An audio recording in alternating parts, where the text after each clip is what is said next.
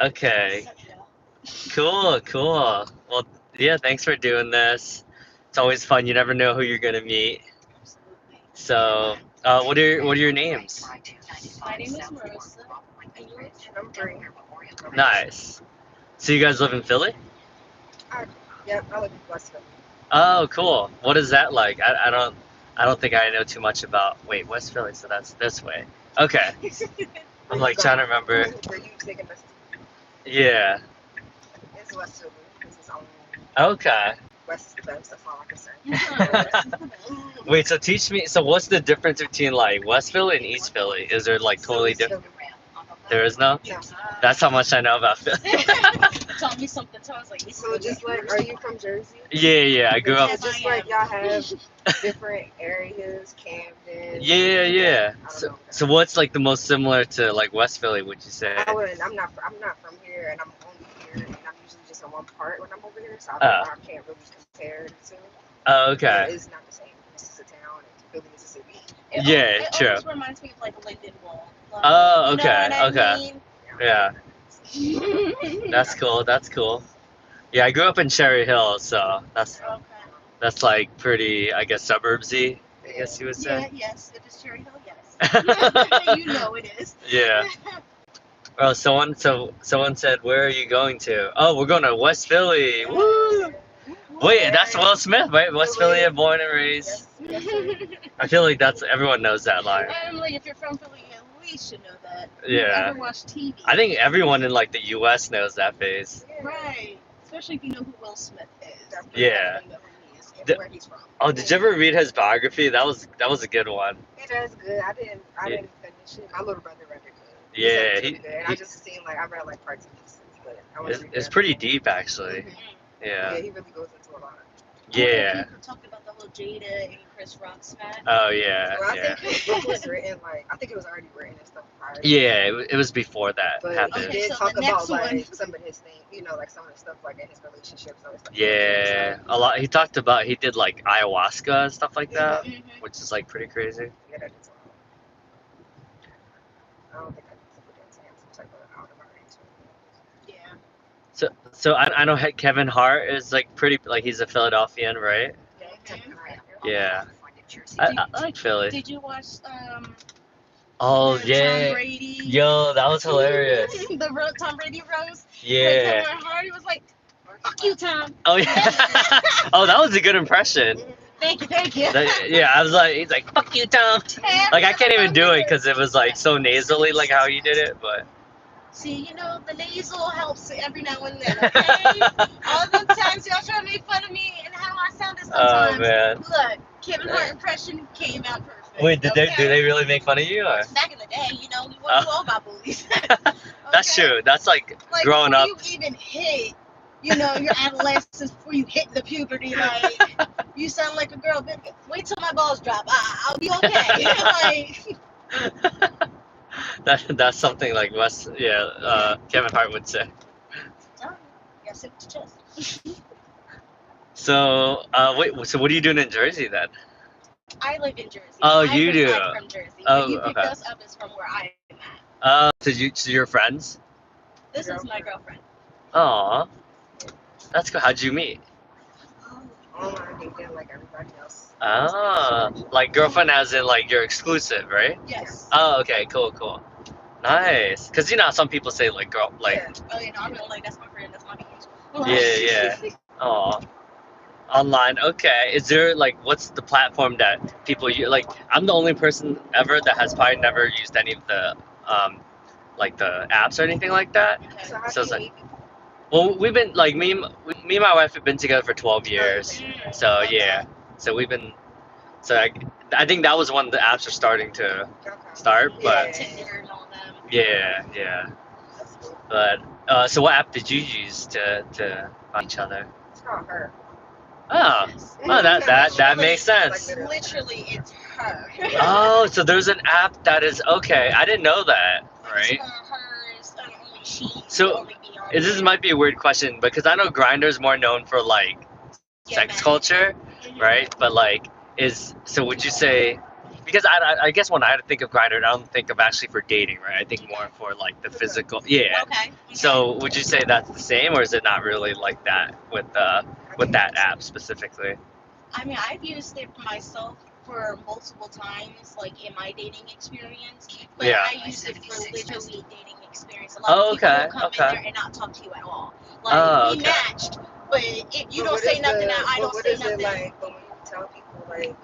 Is it more like a Tinder? Is it more like a that's a good question. No, I was just gonna say like it's nothing like a Tinder. Like it's really you're on there. Like, do people go up there to people go in there actually looking for a relationship, or is it? Yeah, that's what I meant. Right. Yeah. To hook up with, to a friends with benefits like situation. I was like, from my experience on there, it's never been a friends with benefits hookup. Oh, okay. Yeah, So it's legit. So it's pretty legit. Yeah. I think it depends on the person. Oh, okay. I see. Because like I know Tinder is kind of known for more for hookup too, right? For at least that's how I think of it. But I know there's other apps that it seems like more for like date, like actual relationships, Right. like like Plenty of Fish or See, now Plenty of Fish. Now that's just like Tinder. Right? Oh, is it? Yes. Oh, I didn't know that. Okay, well I guess I don't know anything about these apps. Because I thought.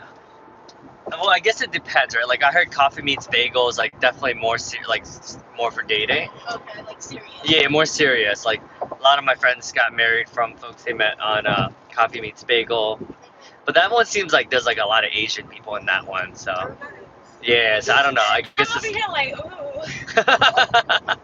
So yeah, I guess there's just a lot of different ones. Like when I was on, so I work in New York City a lot, and there's on the subway they advertise like a Muslim one. Okay. Yeah, so they're like, and then the ad that they had was like, you didn't meet at the mosque. Like that was like their tagline. I was like, oh, that's actually true. Yeah. That's cute. A lot of people are getting more into the online dating. Oh yeah. I can't even talk to like if I met her in a club, I would have never talked to her. Really? Why is that? I'm shy. Oh, Yeah, so okay, so so for you, it's better for the I'd rather talk to you and get to know you physically through the phone, and then finally meet you and then set something up. I see. Rather than look cute, make a fool of myself, or whatever the case may be, and then you're like, no. Like I might work up the energy to ask you out, and I'll never do it. It's just not me. I would rather wait. Or interesting. Have her come to me. You know what I mean? Have her come to me. Yeah. So would you if you saw her, would you approach her or? Well, but for you? I didn't date girls before I would talk to her. Oh, oh wow, okay. So this is an experience. Whoa, no way. I don't know if I would have necessarily went up to her, but if she would have come to me, I would have talked to her. Okay. Come to me and then we can talk, but I'm not going to. So is it a lot different dating like? It's a lot different. Oh, okay. I'm sure it's in some ways better, right? Because like you probably understand like. Well, at least anatomy-wise, if I understand better. Yeah, of course. Yeah, like, yeah. Everyone's different. I mean, you would think so. It's different in a lot of ways. More sexual. And then do people judge you? Like, do people like kind of? I don't care what people think. No, but there are people who do it though. Like you might not specifically. I don't care. Yeah. But when it even comes out with family or friends, you still have that animosity. Right. Like, I don't like you dating women, or even I don't like today. That person. Yeah. Like it's always going to be there, regardless if you pay attention or accept it. You know. Yeah, that's true. Be a thing. It's never right. But then there's some people that are just angry people in general. So they're just hating life, you know. Yeah. Right. Yeah, but it does seem like this every year we're becoming more progressive. If that, I don't know, right? It seems a little bit more acceptable, but I was gonna say it is around that time, which is like June, where prides are starting to come out. Yeah. People want to get shit around certain. Oh yeah. That's next month, right? They know that there's about to be all these deals and specials. Not the deals and specials on the culture. She hit it with the deals and specials, and I'm over here thinking June 14th. I'm like, wait, that's what you're talking about? I think we're talking about two different days. Right. I'm sorry. I thought we was on my problem. No, so we said Black History, talk about pride, and we talk about deals and specials. I was just saying that she was saying funny. Like you feel like it's more acceptable, and she was saying around this time because Pride Month is coming up when you have these specialty months. And Oh, I see. these things that come up, like, of course, people going to be down with it because they're going to enjoy Huh. stuff. It It's might almost not like Cinco even, de Mayo. yeah, it might not even really be Oh, that's a like good an example. Yeah. ally, or they just be like, oh, we about to go here. Yeah, that's a good point. Like around February, I definitely read more Black biographies than I normally would. So. Yeah, Give us our month. Yeah. It's like at least all 1 year- month all I'm year interested, or Right. or at least like they try to promote it, like you know. Yeah. But We're yeah, gonna promote it one month, promote it every month. Or else Yeah. promote it all year round. Right. Not just you about to make some money off of this. yeah. Right. There's a commercialization of all that, right? Yeah. Because and then there's like the PR aspect as well, where it's like, oh, you know, we're cool, and it's like if you were cool, you wouldn't have to advertise that you're cool about That that. It's like you don't have people to say will already it. know your brand is being supportive, or knowing your brand Yeah. is being an ally, or being. That's true. You know, like, You know. Telfar. Yeah. Like he's a black gay man. He's going to advocate for LGBT. That culture. You know, like Yeah. But then you still have those people who are promoting it with him. You know, you see Yeah. people who won't even wear those type of, whatever, shop for that type of company. Yeah. But see everybody else rocking a Telfar bag, and he made a name for himself. But now you have a whole community, supporting this man just like any other day. You know what I mean? But then you hear like Balenciaga and all their, whatever their fake news is, whatever their truth is. Yeah. You don't see me rocking no Balenciaga, nothing in that way, but it's just the support. You know what I mean? Yeah. Like, Yeah.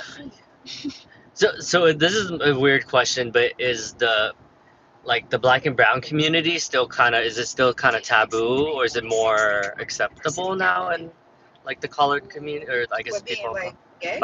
Yeah. I think I feel like it just depends. Like, for me personally, my mom is a pastor. Yeah. So like for me, telling my mom, it was like kind of nerve-wracking. But like, was she cool? She don't. She's not going to be like, oh, I love it. But she's also not going to be I like. see. But So she's it's kind of also not, like. Yeah, but she's not going to be like, I hate it. You know. Oh, Like, okay. All right. She don't accept it. She don't accept the lifestyle, but she don't see me any different. That's so interesting. Like my girlfriend's about to go to family dinner today, so it's just Okay. All right. So. I'm thankful for the little steps that my mom. But do they introduce you as like the friend, or like I introduce her as my girlfriend. Oh, okay. My mom won't call my mom won't say. Yeah, that's what I meant. Like she'll say friend. My dad, he don't mind saying like her girlfriend, but like. Yeah, my mom I is can the see that. I opposite. think Asian culture is the same. They'll just introduce them as like the friend, Yeah. Okay. but so I think it's kind of similar. So I think it just depends on. Yeah, that's true. And I was like, shoot, we went to family. Easter Sunday. We went to Easter church. Yeah, I took my girlfriend to church. Took my girlfriend to my mom's church on Easter Sunday. And I'm sure people can put two and two together. Yeah, right? I'm not gonna. I mean, we didn't even look like we were a couple. Like I was really in my church mood. She was in her church mood, and we was. But like I'm still gonna talk to her, hold her hand. Yeah. Like, okay. She's still my girlfriend. Like my mom knows she's my girlfriend. It's not. Yeah. Just because we ain't. But she let me, because I even grew up in a different religious background, so like, it's new for me to have somebody such as me in this type of relationship, and then have somebody who is a pastor. Yeah. And then you're like. Where can we fit you in, but like you do that yourself? And that to me was just like, I've been to a church, I've been different, been through religion, but it's just like that moment, it was like, let you choose, let you be, we accept you, enjoy, take what you can from here. And I literally, I enjoyed and had a blast. Almost wanted to shed a tear. You know how church goes. Oh yeah, so like honestly I haven't been to too many so this was like a black church, it sounds like. Yeah, but when I watch on TV, I'm like, yo, that seems like a blast. Like, it actually seems fun. Like, I don't know, right? Compared to some of the churches I go to, it's like. Until someone said, "Do you want to be saved?" Anybody in here want to be saved? No. Yeah, but I mean, I respect the passion, though. Yes. It's like you can't fake that. I feel like. Oh, you can. You can. Okay. Got false prophets.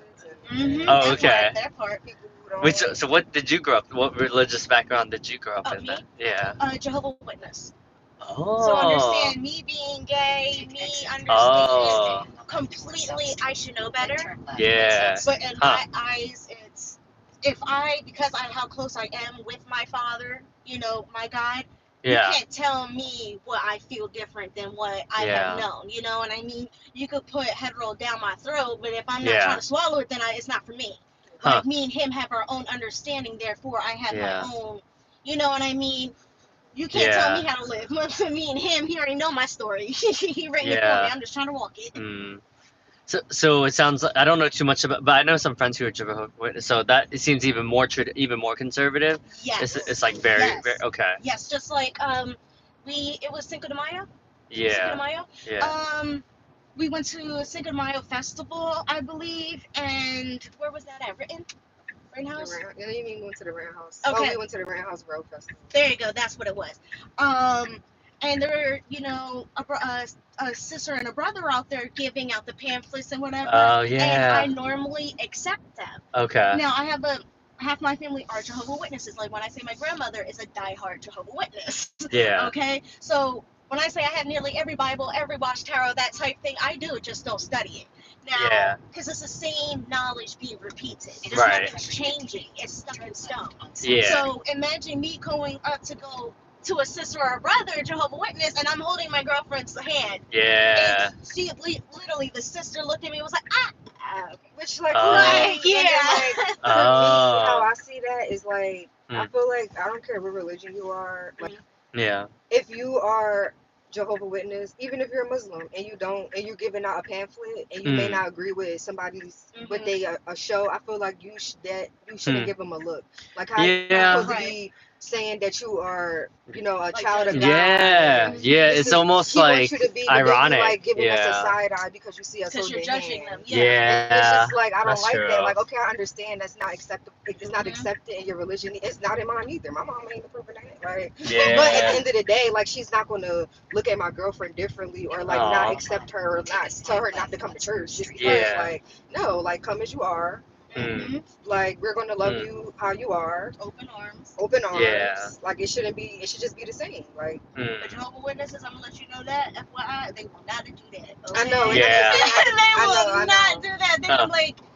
I'm just saying, I don't like you up with a brother of ours, okay? There's plenty of people like you judging, like you preach, don't judge, but then you're judging. So it's just like, make it make sense. And it's funny because we'll be they're the type of people like, we don't judge, and they are judging. And now, ain't nobody perfect, people gonna you could be a Jehovah's Witness, you could be a Christian, you could be a Muslim, still fall short. Like, nobody is blaming you for falling short or for being judgmental, but just, I feel like people got to be mindful that if this is what you're preaching, practice it and stand by it. And like, for me, like, with me coming out to my mom, my whole thing is like, I already know where you stand in your beliefs and your religion. I don't expect you to accept me or change your ways or accept this lifestyle, because that's not what you stand on. You stand on God's word, and what His word says go. That's how your lifestyle is. I'm not gonna tell you to change that just because I'm your daughter and I'm being a woman. Like, no, like, still stand on your word. Just don't treat me no differently. Like, just still love me and support me as you would, as as a mother, and and still do that. Like, and I appreciate that about my mom. Like, I can say that. Like, I thought it was gonna be a little different. I was just like, I don't know. I wasn't sure what to expect, honestly. But like, we've had our own she's way. been and she's been fine. Like, it's like, I know at the end of the day she obviously would want to see me married to a man, and like, like, I know that's what she would want in her heart. But that's not it. Like, that's not happening. Yeah. But she's not gonna be like, oh, like, why she just can't do, like, she's not gonna judge me for it. I was like, her dad be over here. I love y'all together. And my dad is out. Like, my parents aren't together, and they're the opposite. Like, my dad is more so like, people like, I love you. If you happy, I'm happy. Like, y'all treat just all I ask is y'all treat each other right. Yeah. That's like, good. Take care of each other. I mean, that's all that should matter. Other, Yeah. Like, I don't care if they white, black, Indian, Chinese, as long as you man, happy, woman. that's all that matters. Like, that's how mine is. So my parents, they're very opposite of each other, but it's the love. They my best friends at the end of the day. So. Aw, really? You think so? Oh yeah, definitely. Aw. She has such a great relationship with them. That's awesome. I feel like, I don't know, that's kind of rare. At least with Asian culture, that's kind of rare, because like, And I see the so opposite. I be looking at y'all relationships and y'all family, and I be like, I think it's, you feel like y'all parents can be strict. Oh, it's very strict, but I went to Drexel, so I went. I went so you get it, you get it. And then it's always interesting because you have some who are like very traditional. Yeah. And then you have some who are like a little more American. Oh yeah, there's a big you could tell, and like if they were born here or born elsewhere. Like, there's a big difference. Carry themselves and how they speak, and you know, like the how mannerisms. they talk about their family. Like some of them a little bit more laid back, and some of them like a little more uptight. Like, it's true. Straight and narrow. Yeah. No ifs, ands, or buts. I feel like there's definitely a lot of differences. Like I'm super Americanized, so I've never even been to Asia. So for me, it's like, I'm pretty American. Like my wife always says like, yo, you're more black than you are Asian, and I'm like, yeah, because I grew up in America, which I feel like that's so like. That declares you. You just said you're more black. Well, she says I'm more black than I am Asian, and I'm like, I mean, there's probably some truth to that. Like, cause she's like, I don't really know that much about Asian culture. I've never been to Asia, right? Whereas like, I feel like in America, like black culture permeates like a lot of American history, and like, so. Person that ever admit that. There is. There is whether people admit it or not, right? Yeah, that's what I said. You said what? But she always called, like, she's always just like, like, it's interesting. But she's like definitely more traditional, right? So she's like, so for her, like, she sees all the differences, and then she's just like, she's like, you're like not even Asian. It's weird. She said you look Asian, but you're not Asian. Yeah. Does that make you feel some type of way? Like when people say, like when you like that you haven't been, like you've never been to Asia, like you feel like you're missing some part. It's like I'm not Asian enough for like Asian people, but I'm not. But like obviously I look Asian, so you know what I mean. People automatically are like, oh, like where are you from? And I'm like, oh, like I grew up here, like in Jersey. Like, what do you mean? They're like, no, like where are you from? I'm like, you mean where my parents are? Like my parents are from? Like, what are you trying to say? Yeah, so they, so you get a lot of that. But then I think what they're trying to say is like, no, like what, like what country you from? What language do you speak at home and stuff like that, I guess. But yeah, it's an interesting dynamic. But yeah, and then there's a lot of Vietnamese people in Philly, so I think you guys probably have a good understanding of like the Viet culture. But well, I tell you, I live the Asian culture. I'm not even Asian. Like, I'm more Asian than you are. Just put it that way. Yo, it's true. You're more black than I am, and I'm more Asian than you are. Some of my friends. Asian, okay? Some of my white friends they're so Asian. I'm like, bro, like you only watch anime, and like they're only about like Japanese stuff, and I'm like, you guys like are even more Asian than I am. Like, it's true. It is interesting like how that works. We just had some. And y'all, if y'all have never tried it, because now this is my YouTube at this moment, y'all ever tried fried crab chips? I'm telling you, I'm not thinking it was Chinese. They was the Chinese brand. Because I be eating exotic snacks. Yeah. My wife's into like those snacks. Oh my God. She's like, she travels and she'll buy like a suitcase full of snacks back, and I'm just like, that's me, dude, y'all. this is like not healthy, but it tastes really good though. Yes. We had some steak chips. We had some spicy pool sticks. Spicy strips, but they were Pringles. Yeah. They're like Pringle chips, spicy strips flavor. So good. They have everything. It's crazy. Yeah, I'm gonna show you when we just drove by it. Yeah. What? Oh, that place. Oh, that's where you go. It's called exotic. Yeah, nice. And they have literally from Japan, Chinese, India, Mexico. That's cool. See, that's cool that they have that nowadays. Like it wasn't always like that growing up. Look, I got these wafer rolls from Oreo right here. Yeah. We tore up them crab chips, y'all, so I can't even show you that. That's funny. Yeah. If you're ever in West Philly, go to Lancaster, 39th and Lancaster. Okay. And then you're going to go all the way down to Exotic Snack Shop, okay? Okay. Exotic Shop. Oh, the one we just passed? Yes. Okay. 10 out of 10, okay? I love that. Like everything that you see on your For You page is in that store. That's all I'm saying. Nice. Oh, wait, is it right here? Yes. Oh. And we can wrap this up on our Uber ride. Thank you. Excuse me. Thank you. It was nice meeting you. It was nice meeting you. Which way are you going to get off? Oh, are you okay with getting off here? Yeah, we can get out the corner. We got a car. Oh, okay. I'm gonna get it. Have a good. Okay, take care. Enjoy your day. Enjoy your weekend. Thank you. You too. Have a good one. Take care.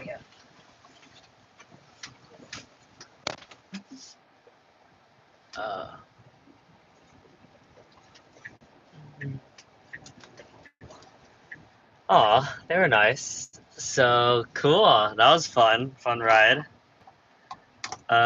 Yo, that was dope. Alright, maybe I'll save some of my battery just in case. That was a fun group of people. They're a couple, lesbian couple, really nice folks. Hilarious. That was a fun conversation. She's like, I'm more Asian than you. I was like, damn, it's like a competition, I guess. That's funny. I guess it is kind of weird that I told them that my wife thinks I'm more black than Asian. I was like, what does that even mean? Oh my god. The conversations I have sometimes ridiculous. Alright. Wondering, can I even do rides in Philly? I wonder. So I've never done a Lyft ride in Philly before. Yo, what's up, Contrail? How you doing? Not sure if you're still there. Yeah, we're in Philly right now. She goes to direct. Looks like they're college students. They seem pretty young. So we're in Philly right now. If you guys want to check out Philly, check it out. Check it out. So all right. So today I made 640. Oh, yo, you get 20%, 30%. Damn. Yo, today's a it's a big day for making money on these platforms. Cool.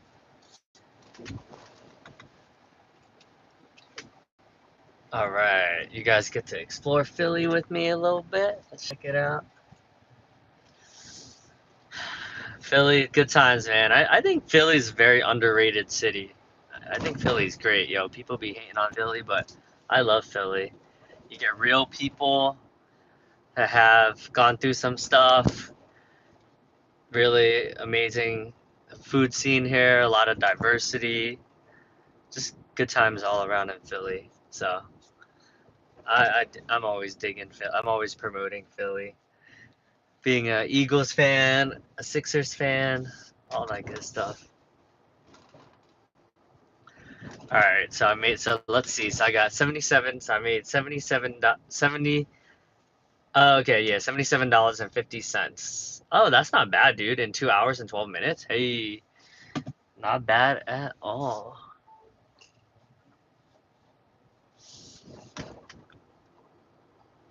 Now I'm driving back towards home, but looks like there's driving to Philly and then go back and Fishtown.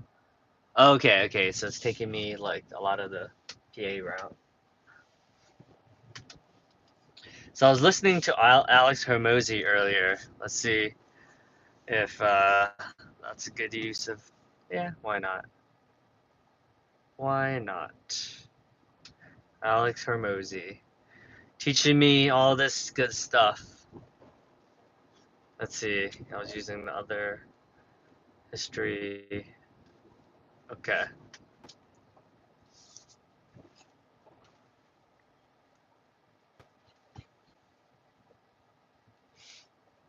Business is not what you think it is.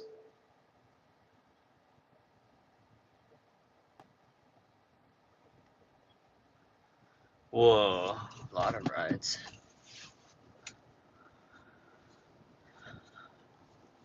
Have you guys ever been to Philadelphia or PA? Let me know. Got Rutgers, Camden.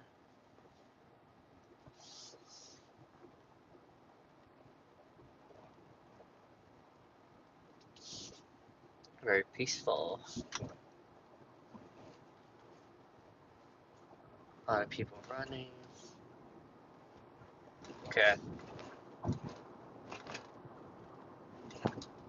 Alright. Whoa, beautiful views. So cool.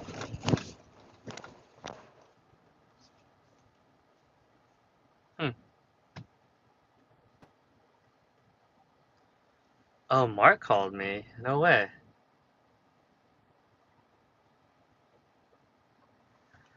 Was my phone on silent? Oh, I wonder why it didn't work.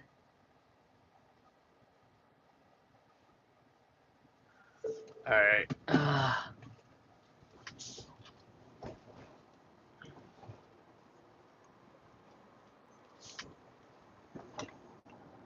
Cool.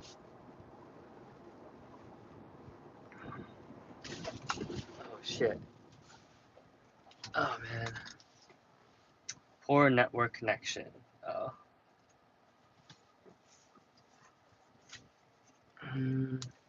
So it's gonna take me 1 hour and 6 minutes to get home, so you guys get a fun good old ride with Davidson.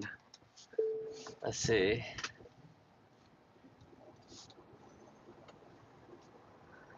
Oh, let's see if you guys can see. Oh, yeah, see, you can see the skyline a little bit. Pretty cool, right? Nice little view of Philly. And then it's a beautiful day out.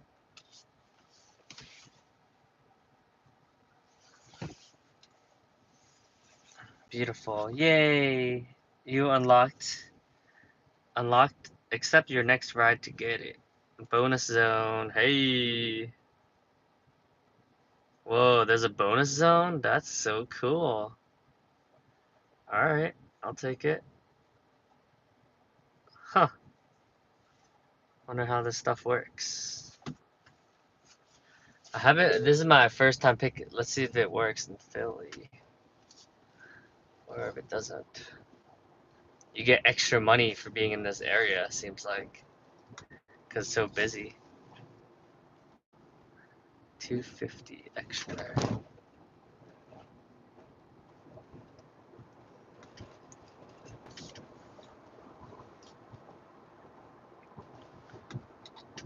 Anyways, so let's reflect a little bit on that conversation that we had earlier. So they said, the one lady said that her mom is a pastor, she's Christian, and her mom was like somewhat understanding, right? Not her choice, but she was still pretty cool about it.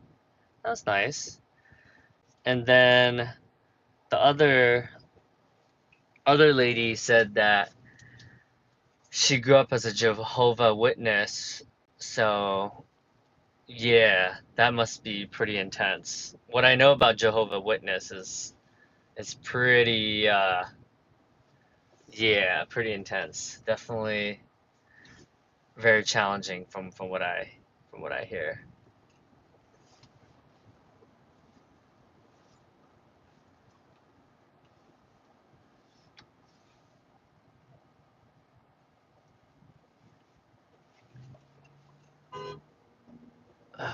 Cool. So we made it. Now we're, man, busy today. Memorial Day weekend. Always a crazy time. So it's gonna take me 26 minutes to go back.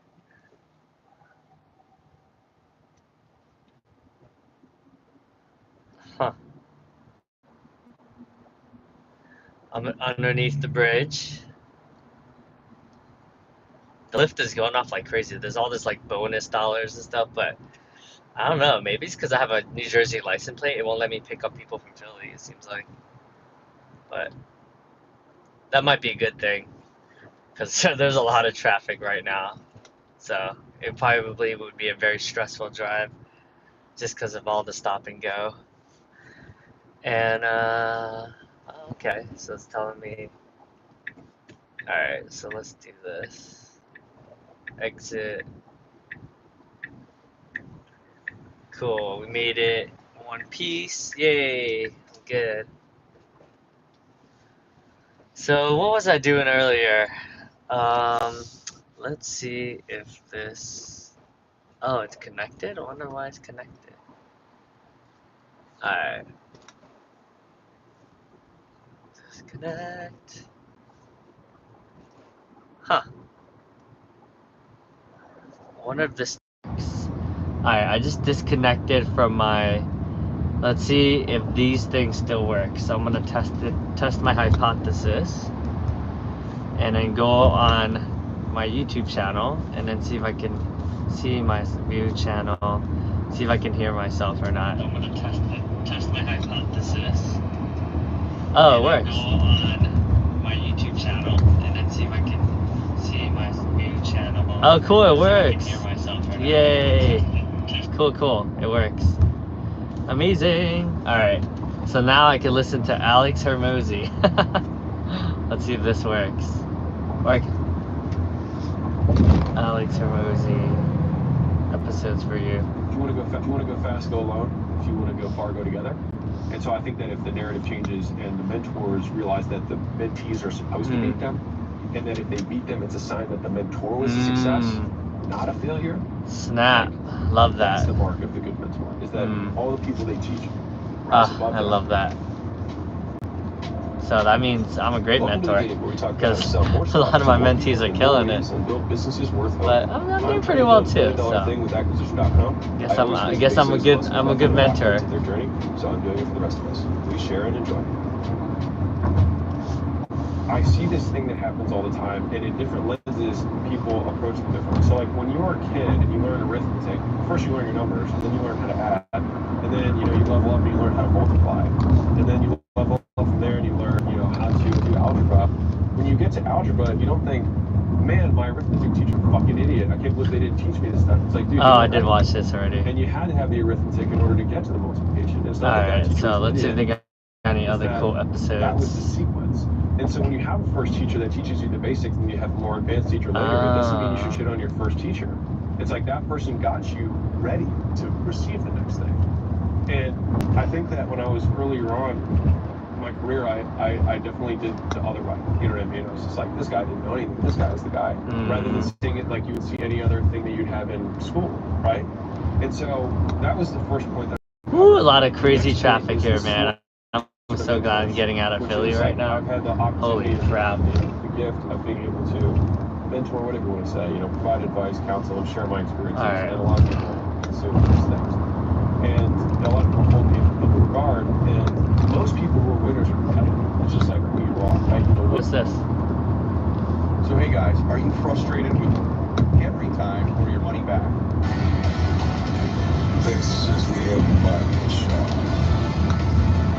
Welcome back to the show, everybody. It's so great to be with you again this week. And today I get to tell you a story. You're going to enjoy this. Ed Milet's one of my favorite podcasters. Super smart, super inspiring dude. Amazing dude, man. I met him at a conference in Columbus, Ohio, Lewis House. Super inspiring speaker.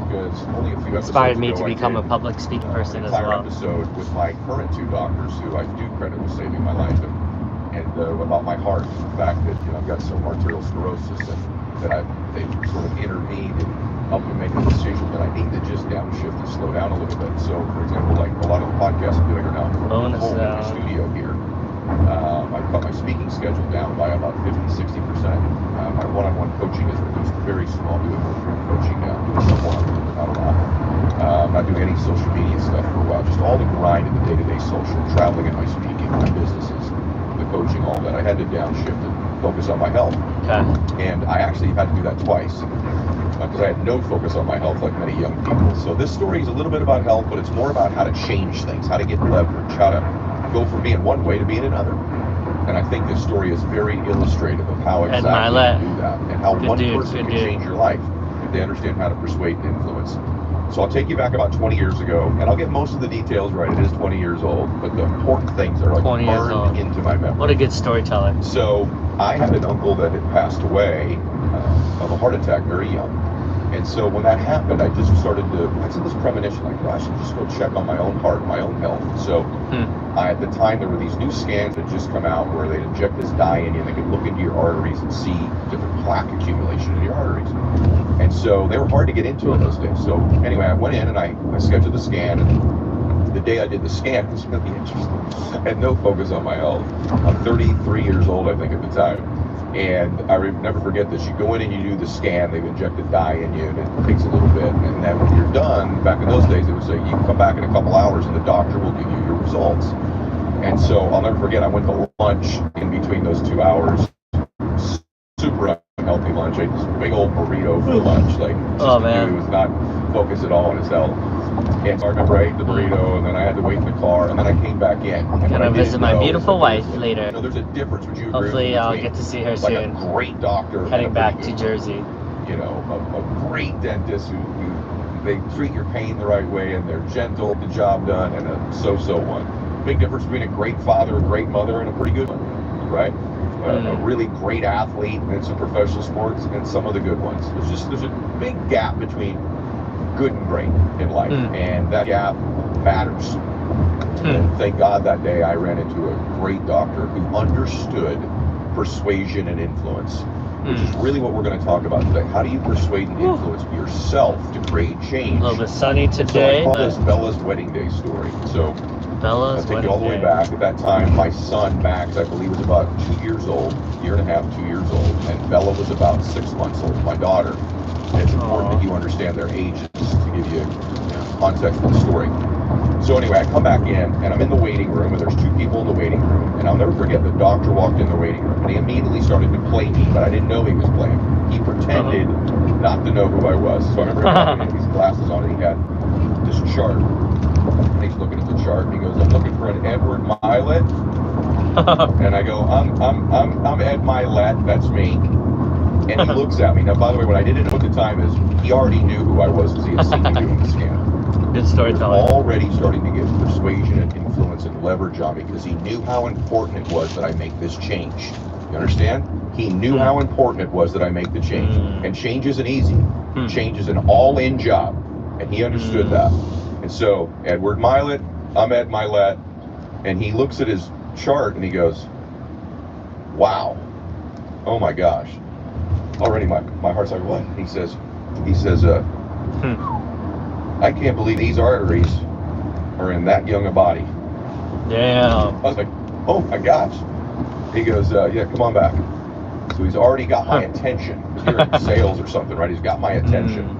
You're just trying to sell yourself on change. You have to get your own attention. He got my attention. I was hoping there was nothing in the scan, right?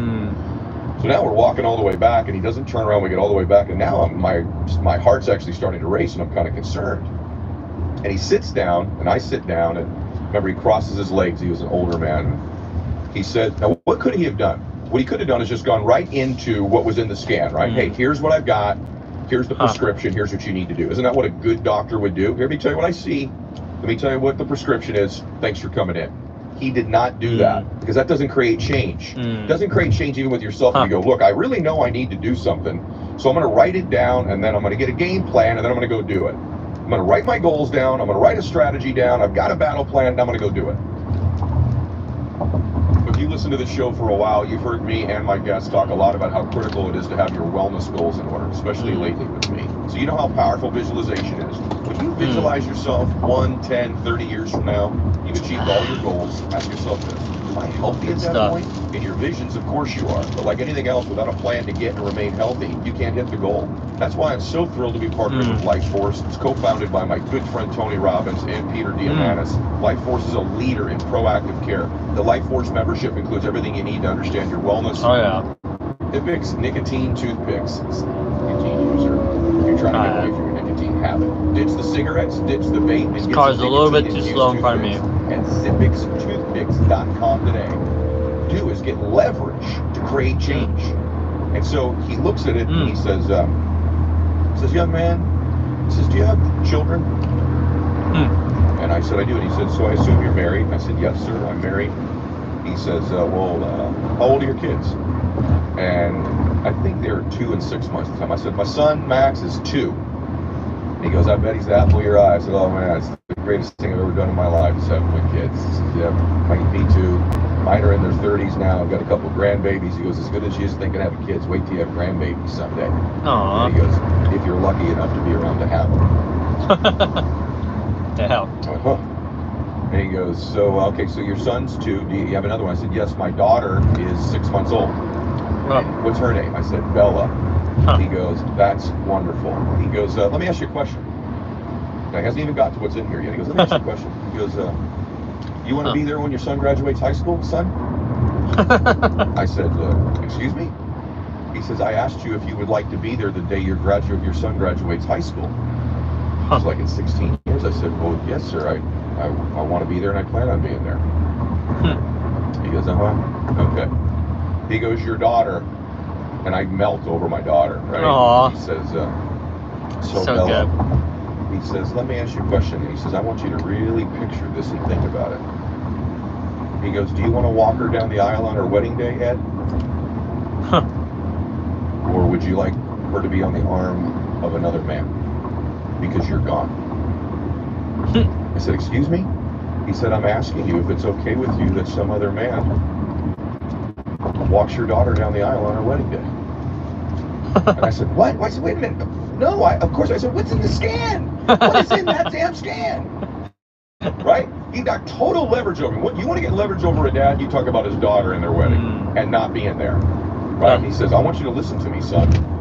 He said, if you keep going down the path you're going down right now, with your genetic history, with the way you're eating, with your lack of working out, you will not be there to walk your daughter down the aisle on her wedding day. She will be on the arm of another man who's probably married to your wife at that time, and that's who her father will be in those days. You will be nowhere near close to that wedding day. I went, my gosh.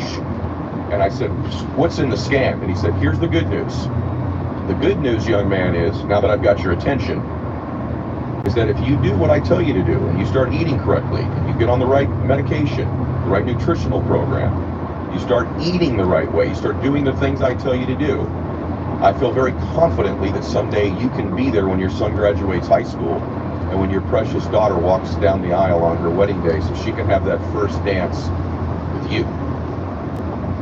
And I have to tell you, that changed my life because I leaned in and said, tell me exactly what I need to do.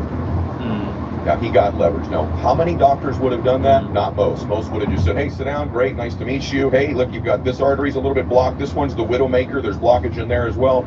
You've got some plaque accumulation. Here's a statin, that's a good story. And you should start eating clean. Here's a pamphlet Really on what you ought to do. Wow. And I would leave there with Had no me in change. tears. I literally But that's cried. not what he did. What he did is he did a few things I'm going to point out to you. But I can tell you this. To this day, right now, people ask me, hey, Ed, you're in pretty good shape. Why do you do that? Do you know how many mornings when I've gotten up and I didn't get home until 2, 3 o'clock in the morning, and I'm up at 5:30, 6 o'clock, and I don't want to go to the gym? You know what comes up? Bella's wedding day. Bella's wedding day. Work out when today. I'm traveling on the road and I'm in a hotel that doesn't have a good gym and it's freezing outside and I don't want to go work out in the cold, Bella's wedding day. Bella's wedding day. Wow. When I got a plate full of food in front of me most of the time that I know is not healthy, Bella's wedding day. People have asked me, because I'm 53 years old this next month, oh, you're a relatively fit guy. Why is that? Well, of course, you want to make sure you have a good presence and you want to look your best and all those things. But I can tell you that I'm a relatively fit man, however fit you think I might be, Bella's wedding day. It changed my life. It literally altered me in one moment, one decision, one conversation, one doctor, one set of leverage, completely changed my life. I have literally thought of Bella's wedding day probably hundreds of thousands of times to get myself to eat better, to drink more water, to stay true to my nutritional program and the medication that I take, and especially working out. What's got me in the gym now for 30 straight years, 5-6 days a week, consistently, is Bella's wedding day. And those are the things that change your life. And so, what you a gotta good have story. a Bella's wedding day type story in your life if you're going to create change. eBay Motors is here for the ride. That's a good story. When you first saw the potential, wow. some elbow Ed grease, Milet, man. That's how you're burning rubber, not this cash. episode was. Keep your ride or die alive. The clues of how to create change with yourself or change for other people. So if you want to help change people that are, you want to help them, buy your product or service. You want to help change their life, change your kids, and especially change within oneself, which is what I'm going to focus on today. So I'm going to give you 4 keys that come from that story. I got to tell you, I'll bet today you will not forget Bella's wedding day, because I certainly haven't. So, what are the 4 keys? Number 1 key from Bella's wedding day story, from many years ago, 20 years ago. Why matters most. You show me somebody with a big enough why, a big enough reason, I will show you somebody who will solve for how to do it, for what to do. I will promise you that. Why is the most important thing. You give a father a story like not being there, and the picture, the mental picture in my mind of some strange man that I've never met before having that first dance and walking Bella down the aisle on her wedding day. I'll do anything to make sure that doesn't happen. I'll do anything to be there. And I can tell you, I've done just about anything. In fact, My doctors that I'm with right now, part of that journey of staying healthy, where I found both of them, Gabrielle and Amy, is because I want to be there on that day and beyond. One of the reasons I'm willing to take this sort of downshift to some extent is, yes, I'd love to help more people, and yes, I'm going to contribute, and yes, we've got one of the #1 podcasts in the world, and I'm one of the top speakers, and my businesses are growing, and all that matters, and I want to help all kinds. I want to continue to help millions of people that I've been blessed to help, but not more than I want to be there for Bella's wedding day. And so #1 key is why matters most. And if you say, I don't know what my why is, I can tell you. Let me give you a hack to find your why. So good. Your why will always be your dreams, whatever your dreams are, or other people. Whys can be distilled down always into dreams or other people. Doing something for other people that you love or proving people wrong. And what I will tell you under the why is that love is the biggest force in the world. When you attach your love for another person and your willingness to do it, because you won't do much for you, will you? You just, all your life you've given to other people. And I'm not going to spend the next 10 years trying to get you to change that. So what I want to do is leverage your model of the world. Your model of the world is you always give to others more than you give for yourself, don't you? You're always the last one in. You're always feeding everybody else. You're always caring for everybody else. You always seem to come last, right? And we could try to rework that, but the truth of the matter is, I think that's a beautiful thing that you love people so much. So what I want you to do is I want you to leverage that love for your dreams, your love for these other people that you want to do something for. There's a lot of reasons why I've stayed pretty fit and healthy most of my life, in spite of my cardiovascular disease, in spite of my genetic bad hand that I've been given. I'm here today to be able to do this episode, and I'm hoping to be here 5 years from now on this downshift that I'm taking, because I love my family so much. I love Bella so much. Heck, I want to be there for Bella's daughter's wedding day. So remember this, love is the biggest force, and that will help you solve for the hows, the whats, and the wheres. #2 thing that's a key from the Bella's wedding day story is it created a trigger for me. You got to be able to get a trigger in your life. A trigger can be something auditory that you hear, verbally something you say, something you see, or something physical you do. I can tell you instantly, Bella's wedding day, that saying became a trigger for me. I say it out loud, I think it. Now sometimes the trigger can be, by the way, here's how a trigger is established. In a high emotional state, you do something to anchor that to the emotion. So in a high emotional state, you snap your fingers. In a high emotional state, you grab your ear. That's why there's certain things that trigger you to this day. High emotional state, you hear a song from high school and it takes you right back to that moment, or your first kiss, or whatever it might be, right? There's triggers, right? There's certain things that have happened. I've even, a strange trigger I have is one year I had, on New Year's Eve, in the daytime, I ate a tuna melt. It was bad tuna melt. And I had the worst food poisoning all of that New Year's Eve. I mean, terrible. My family was at dinner, I couldn't go, and I'm sweating and throwing up, and it was horrible. To this day, if I smell a tuna melt, I get sick to my stomach. That's a trick, something that you say. And in my case, Bella's wedding day is a trigger to get my butt up and do something waking up so early. So create a trigger in I don't a know, high man, we emotional keep staying state. up late, that's why. You see athletes do this all the time. They'll get in the batter's box, tap the plate twice, put their hands up. That's their trigger. They're in the go zone. You can see a golfer go through their pre-putt routine, right? You go through their pre-putt routine, and that puts them, that's their trigger to get in focus. Tom Brady used to say, let's F and go. That was his trigger. I believe, even though it was a play that he was calling, I believe Omaha, when Peyton Manning would be under the center, even though that was a play call, was still a trigger of sorts.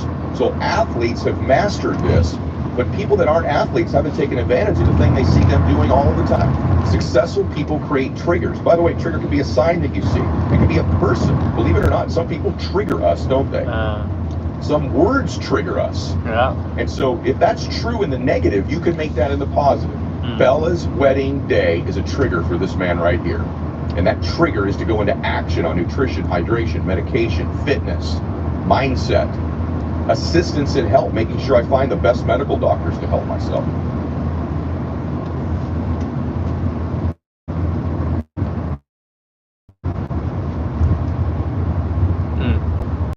So that's key #2. Key #3 is this. Leverage is influence.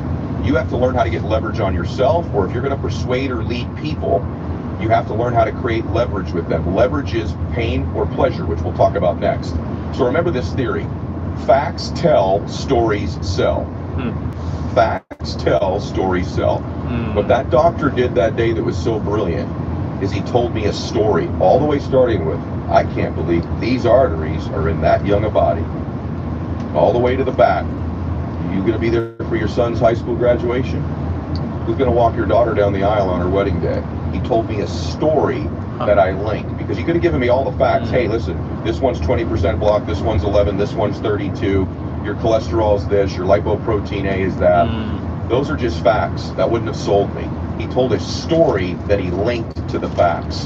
So when you're going to get persuasion on other people or yourself, facts tell, stories sell. Tell a story and then link it to the facts. Same with yourself. You're going to get yourself through something. You can't just say, well, I've got to get in shape. I'm 25 pounds overweight. That's not a story. Tell yourself a story about, I'm going to become an Adonis. I'm going to be transformative. This is going to be my testimony.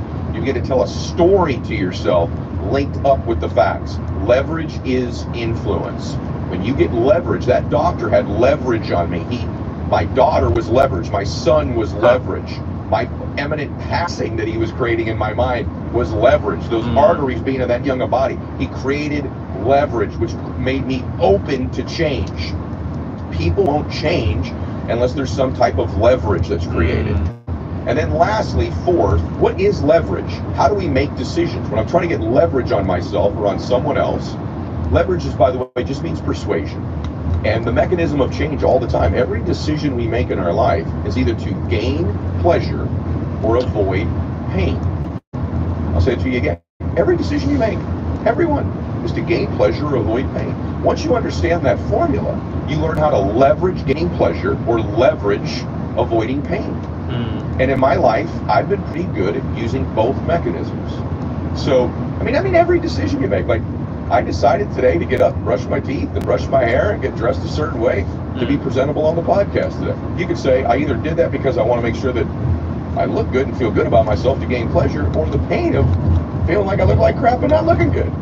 Right? When we decide to eat, you either eat because you want to avoid pain and you're suppressing some pain, or you have hunger pains and you're hungry, or you eat for pleasure, either the taste of it or the nutrition, or that's going to make you healthy and strong.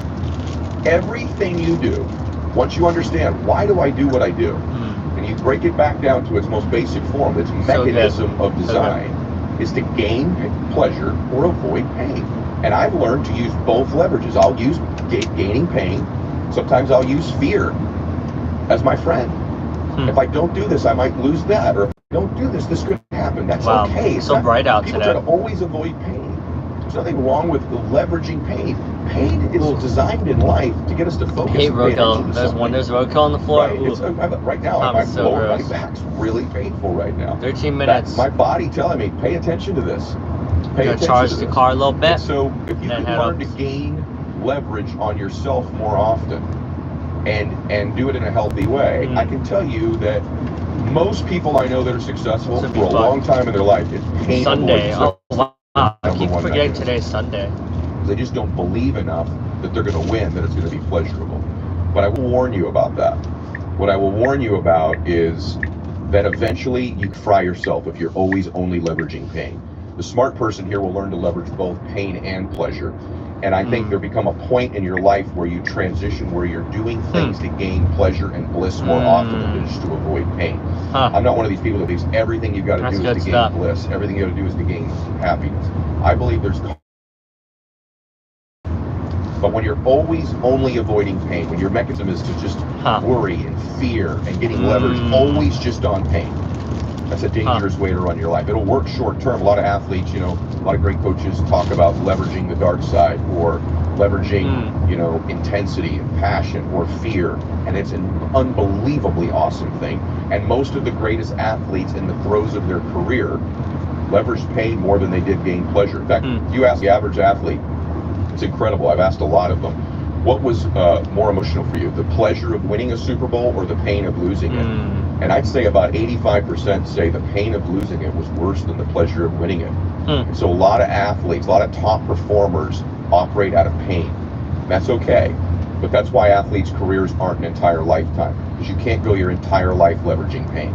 You have to design a life that eventually is to gain bliss as well at the same time. So what I would encourage you to do when you're leading your business, when you're working with your children, right, is you have to understand that sometimes you need to leverage pain. That's the leverage you're going to get. But the healthy way long term is to begin to learn to leverage pleasure in a way, bliss in a way that serves you the most. Pain is like something you're moving away from. Bliss and success and happiness, peace, that's like a magnet you're being pulled towards. And it actually ultimately, to me, long term, is something that's more sustainable.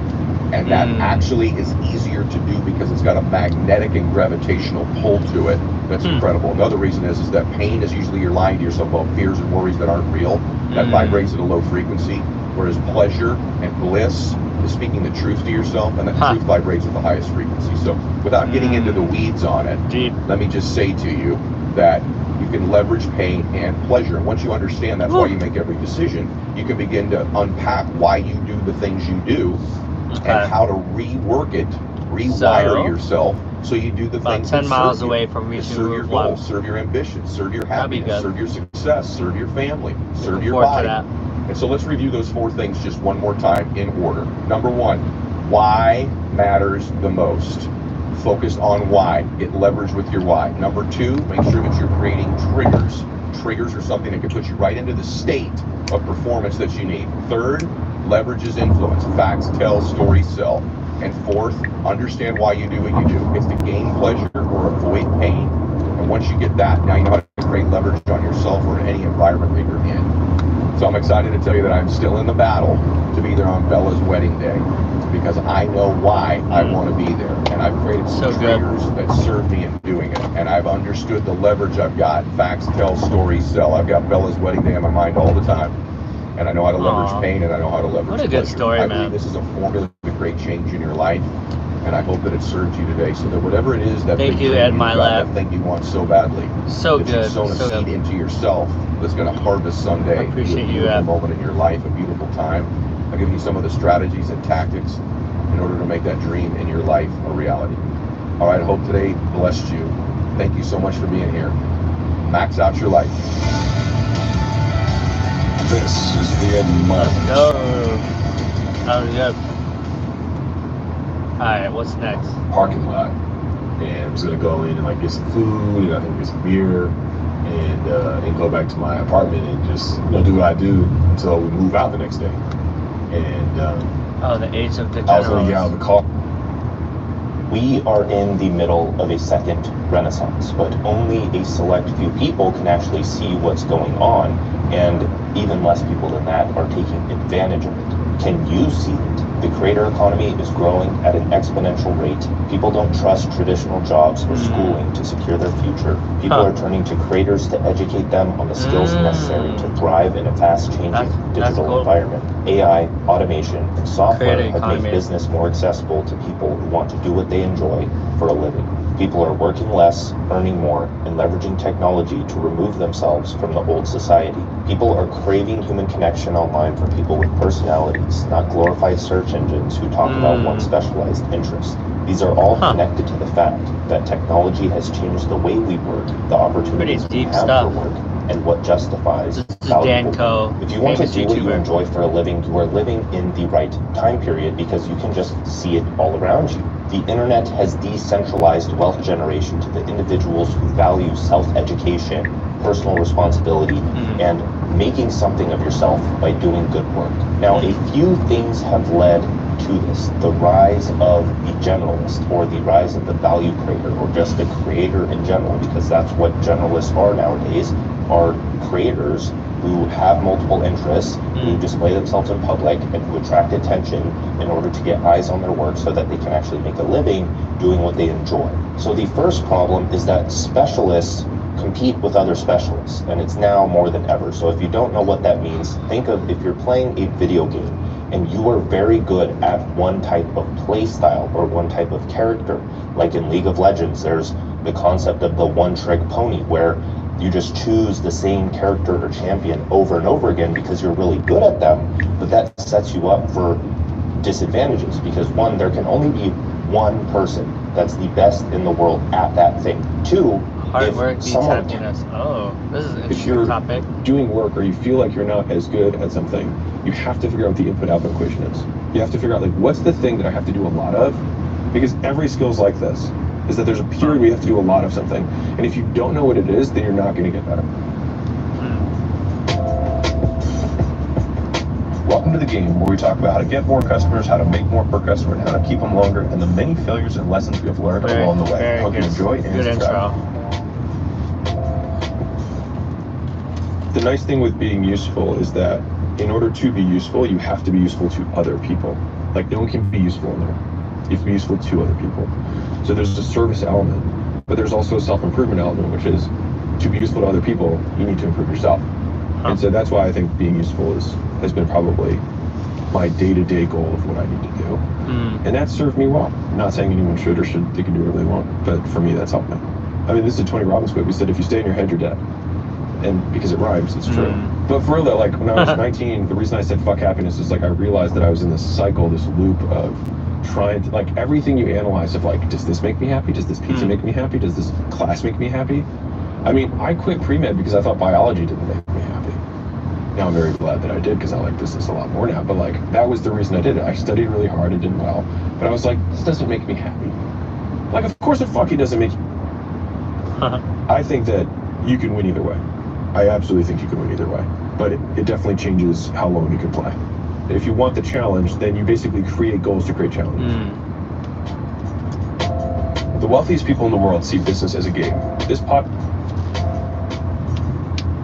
If you want to be exceptional at something, it means you have to put a lot of input into it, and you can't be exceptional at very many things because of how many inputs you have and how limited they are. So if time is an input, we all have the same amount of time. Right, if it takes a huge amount of that time to get good at one thing, then if you take that as the assumption we're basing this on, then there's just not many things you can get very good at. Whoa, so then it takes some level of something. selection of what thing to Cool. You know, it's so funny. I saw the background of my gym. It said, that picture that I posted of like one of my first videos. Wait, what happened? It said the Did it not I work? made this quote up and I painted it. You can see how okay, I gotta pick someone up.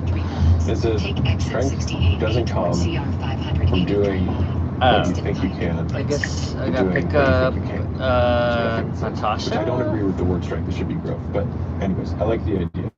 And so I think that 1 of 0 is very much like that, which is 1 of 1 is doing something that only you can do. 1 of 0 is doing something that I guess I'm picking someone up in no one else could do. Princeton. And so it's an amount of work that most people just don't comprehend.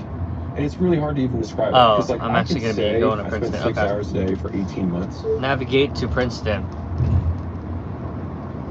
But spend 6 fucking hours on one thing once. Then do it 500 times. And then, like, you'll start to see hopefully I have enough battery for this one. Effort that it takes to stick with it.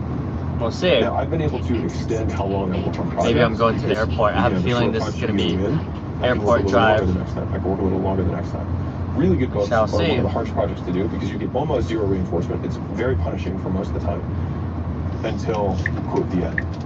But the process itself, there is some sort of joy in being the type of person who is able to endure that. I have a lot of entrepreneur friends who are like, oh, I just finished my book. I'm going to write a book just like you did. And I was like, no, you won't.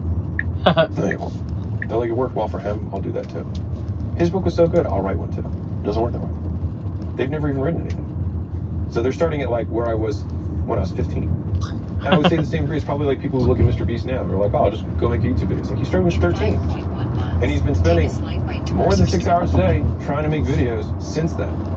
And so there's just like so much depth of knowledge that you can get that just takes time. But the thing is from the happiness perspective, I find a lot of joy in excellence. And I think that work well done provides dividends forever. So we were to think about like subjective well-being or like purpose or meaning or utility or usefulness, any of those, whatever one you want to optimize for. I am proud of the first book I wrote. I'm proud of the second book I wrote. I'm proud of the third book I wrote. And I'm proud of the book that I'm writing right now. And when I look back on them, every time I see them and I see people benefit from them, I get a reward for a one-time input. Even though it was a year, for the rest of my life, I will get rewarded for that effort. And so it just encourages me more and more to do things the right way. And I think people who build exceptional products think about products the same way. It's just like, it has to be right. It just has to. It's all the 100 details. It's not the big idea. It's the 100 details that make the difference between it. Like, Alex Hormozy, you're a goat. It's 100 details. So I'm in Princeton right now. I'm about to pick someone up in 9 minutes. It's not that. and it's probably gonna be like an hour drive. So let's see where we're going next. The only bad thing about Lyft is you don't know where you're driving to. It just tells you how much that ride costs. Okay. And I'll probably spend more time defining the words, but I just need to be present. I experience joy when I'm present. Like, I'm enjoying this. I feel very present. Happiness, or even meaning. Then it stops being this thing that's outside of gotta work out again. Starting to get a little belly here compared to what I'm used to. This thing that you're measuring against, but it's all good. Between where you are and where it is for the wrong path. And I think whoa, so beautiful. Pleasure seeking. So wow, some of these houses must be pretty huge. And most I don't like to appeal to we're in Princeton, so there's a lot of historical. At the sacrifice of goal or something later. Philosophy website, and then Naval quoted that site. And it was a desire is a contract we make with ourselves to be unhappy until we get what we want. And I mean, I fundamentally agree. Whenever you want something, oh it means shit, you what have happened? it. Oh no. And you basically create car deprivation accident? within yourself to motivate older behavior. Guy. So if you see motivation as the equal opposite of deprivation, you are hungriest when you haven't eaten for a while. You have a huge motivation to sleep when you're exhausted. Oh my god, the car got freaking totaled. If we want something, we create deprivation within ourselves to motivate ourselves to get it. But by creating deprivation, we basically create. The car got wrecked. Now, he calls it unhappiness, but I don't know if I necessarily agree with that as I think we create deprivation. But I mean, I think the way to skirt that is wanting a challenge. And so if you just genuinely want to fight bigger and bigger bosses, then the fact that you get the gold at the end becomes, like, if anything, the gold at the end is like irrelevant. You just want to find the next boss. And most of the champions that are out there that I've seen, you like the Michael Jordans, I mean, a lot of Olympians have huge depression after they get a gold, because now what? And I think you can see how people react to victory tells you what motivated them, or rather what they were deprived of. So if the goal was to be exceptional, then that person hits the gold, sees it as a foregone conclusion, and is just excited to move on to the next thing. If they made their entire life about getting gold, then they have no idea what to do, because they were married to the outcome, not the process. And again, I think that you can win either way. I absolutely so good.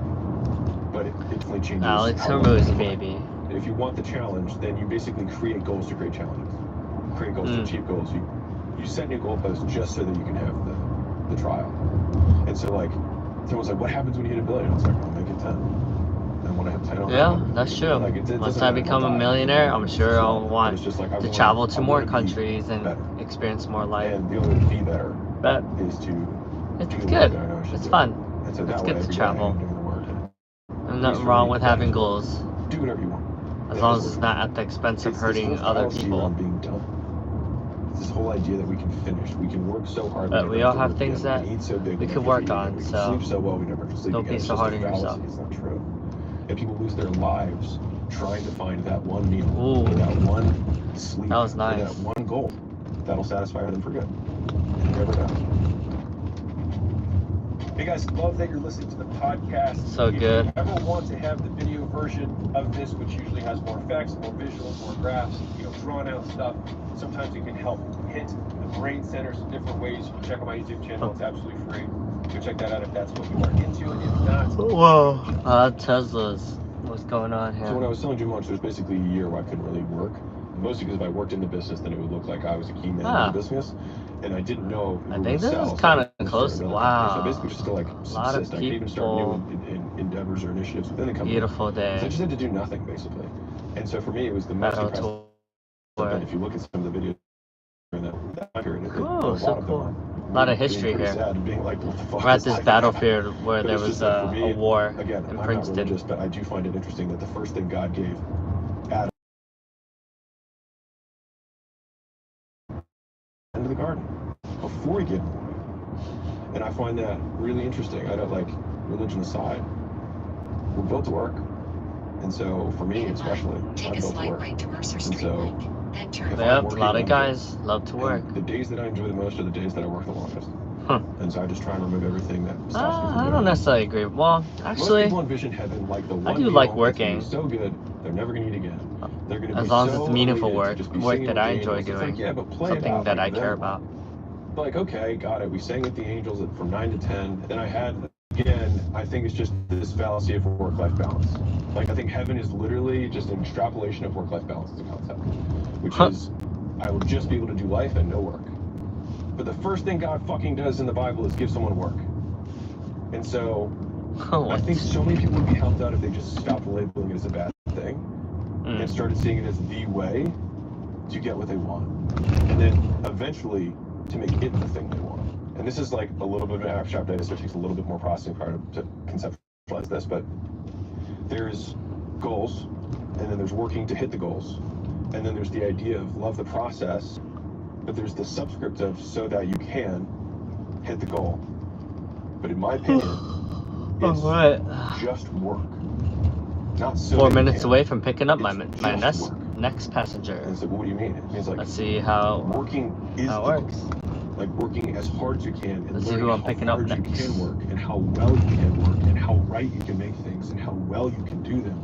Like pushing that, expanding my capacity to work, not so that I can. Like expanding my capacity to work. So All that I right, can we're work in more. Princeton University Like, now. if you can do Let's that, check it then you out. have the self-fulfilling loop. And then you also become completely divorced. You guys get to see from Princeton. the outcomes, which ironically, when you do work that way, you do have outsized outcomes compared to everybody else. And you do it because you work so fucking hard, because you're addicted to working, and you like that game. And the goals just happen as a consequence. But I don't even like saying the goals just happen as a consequence because it still gives the idea to the listener that's the point. And it's not. Because even if your goal is to be the richest man in the world, okay, let's say that's your goal. For how long? Oh shit, was I not supposed Every to richest turn? man in the world is the richest man in the world for, they touch the top, and then boom, something changes the economy, whatever it is, and then another richest man in the world comes up. Like, who was the richest man 20 years ago? Actually, 30 years ago. A bunch of Japanese guys. And then Japan's economy crashed. No one even knows their guy's name. In 450 feet, take a making slight the goal, even as turn audacious right. as those guys' goals were, right? And let's say you're number 2, but even let's say you're number 1. For how long? And so that's why I think that the work is the goal.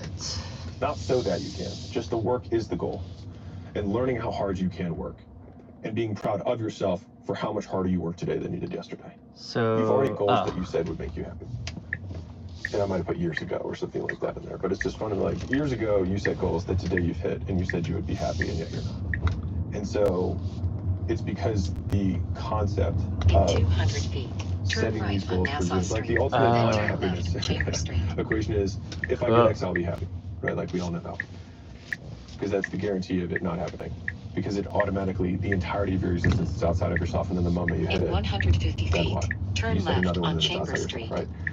And so, if the goal doesn't change your entire life, then you can basically be achieving it every 600 day. feet, turn right. If the goal is to work as hard as you can, every day you can work as hard as you can.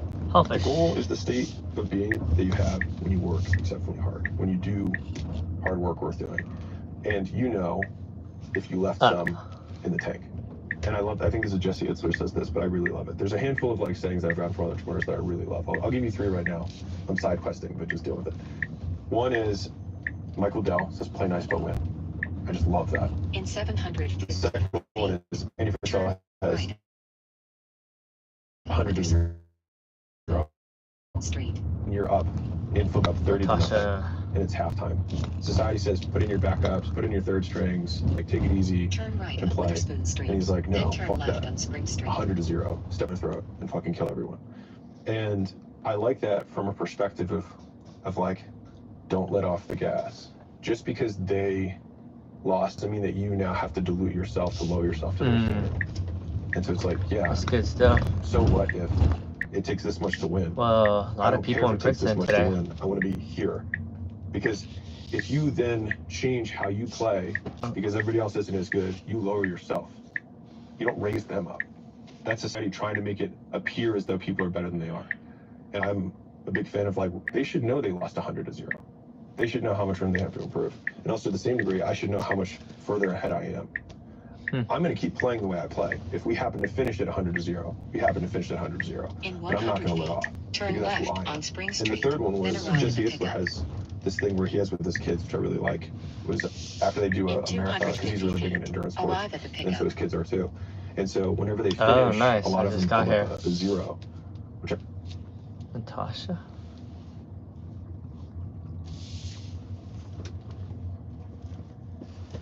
Nice. Cool. All right. Picking up Natasha. So let's see who this is. Let's see if they're down for this. Let's see who we're gonna meet today. Oh, 1 Milligan. Oh, whoa. We're going to New York. Milligan Place in New York. Let's see how far that is. And then ride request on afterwards. So this will be the last ride. And then I'm going to head back and hang out with my beautiful wife. So an hour and a half. So yeah, that's an hour and a half drive. So 52. Alright, so it'll be chill. Cool. And then I got 12 minutes. Okay, we'll take it. Let's see.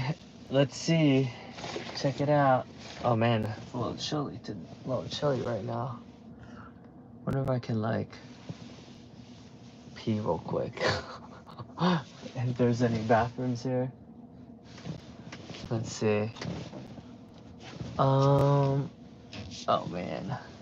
So, for those of you who are curious, I'm in Princeton right now, which is absolutely beautiful. There's like a reunion going on. And the person that I'm picking up is named Natasha.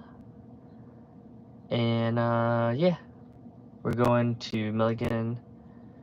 So yeah, but I don't know where Natasha is. So I guess we'll see.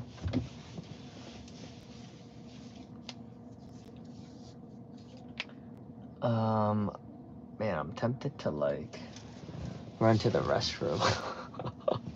Maybe I could just do that real quick. Yeah, maybe I'll just, alright, I'll be right back.